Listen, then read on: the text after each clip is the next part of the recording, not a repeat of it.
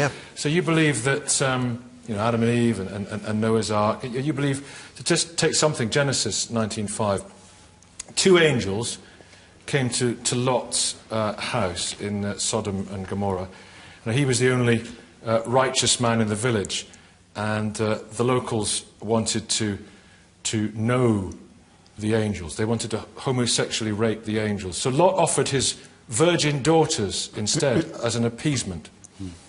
Sodom and Gomorrah was demolished after that, and his wife turned into a block of salt when she looked back.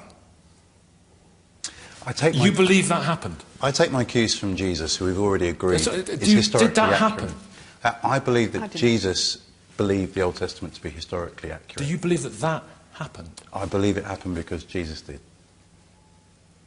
So what lesson are we supposed to get from that story? What moral lesson? Well, there's somebody we're going missing to come in on this to the story. moral lessons in a minute. There's somebody missing. But touch on it now, Richard. What's Well, your we were question? just told that what you get from the Bible is moral lessons, and presumably you say this didn't literally happen, but it's telling us something. What is it telling us? Well, the moral So let's lesson is... listen to the voice the moral that's lesson missing in this story, which is Abraham. Yeah. Abraham turned to God and argued with God. So the message that I get from this story is argue about it, debate about it, don't accept it as true completely. Well, why in that case? Why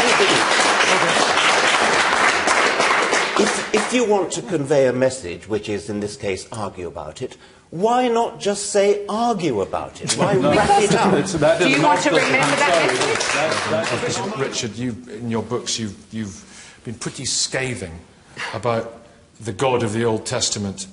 Let me just quote you, if I may. The most unpleasant character in all fiction.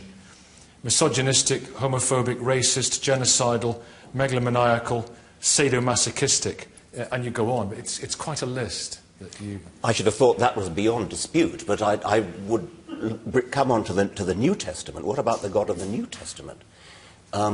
Here we have a God who wanted to forgive mankind its sins, including, by the way, the sin of Adam, who he presumably knew perfectly well never existed. Nevertheless, he wanted to forgive mankind's sins. Why didn't he just forgive them? Why was it necessary to have a human sacrifice, to have his son tortured and executed in order that the sins of mankind should be absolved? Is that not the most disgusting idea you ever heard? That is his sacrifice, and it is that which restores what was broken between God and human beings. So there can be no forgiveness without a death, is that No, right? it's not. I'm not saying that. There can be no forgiveness without cost. How can you applaud that?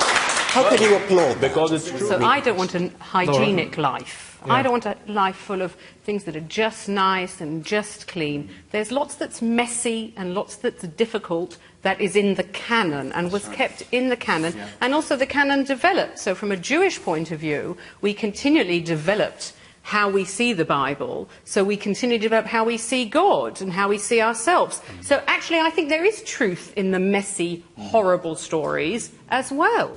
The same fundamentalism that wants to convert people forcibly is the same voice as you have that says, why bother with this? What I'm concerned about is that you can't hear the different voices. Are you serious? Yes. Look, fundamentalism means tying your colours to a particular book.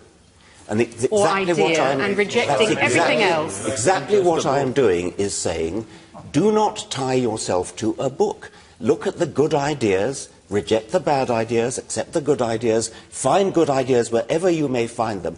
That's the very opposite of fundamentalism. Yes, fundamentalism is saying, we have here a book, we have to follow what's in that book. Okay, so that's not my approach That's to not Bible. your approach. Certainly it's not. Other people's Nor the approach. We should not live by a book.